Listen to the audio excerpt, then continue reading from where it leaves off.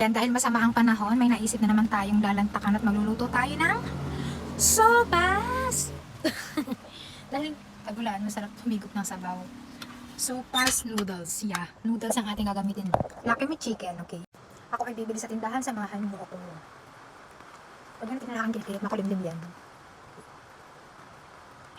Sabay-sabay tayong mabasa ng ambon. Isasama ko kayo sa aking pagbili sa tindahan.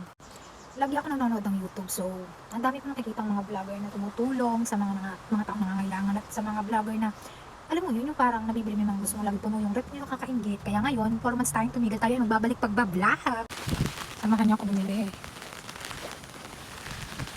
Lamig! Lalakad na tayo pa uwi.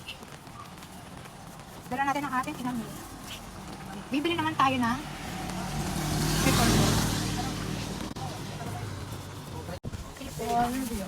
Ate, sila magkano to? Bibilin ko yan. Sabi naman niyo, ang ating buhok o hagardas.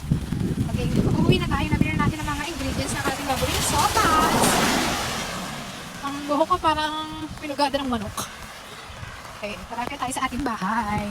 Ayan, pinagayad ko na kay mother mga dapat na gayatin at ako na magluluto.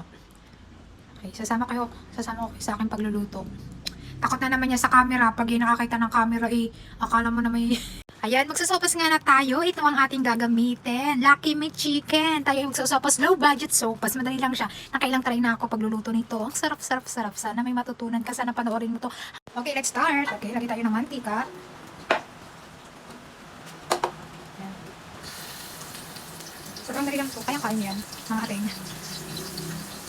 Ayan, hihintay lang natin sumulak at ihuhulog na natin ang ating mga noodles at saka yung mga seasoning. Yan, parang tayo nagluluto ng Lucky Me. Lucky Me gagamit natin, di ba? At saka ihuhulog natin ito. Yan, para hindi siya masyadong malabsak. Ayan, ang sulak na tayo natin siyang ihulog. Ayan. Nasulak-sulak na, ihuhulog na natin ang ating repolyo. Okay, pag yan ay mga konting ano lang yan. Konting ano lang, darang sa apoy. Ayoko ang labsak yan. Pwede na yung kainin. Final sopas, so, di ba? Okay na. Sana may natutunan ka. Thank you for watching!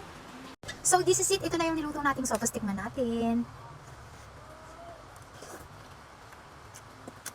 Masarap. Magluto ka na din.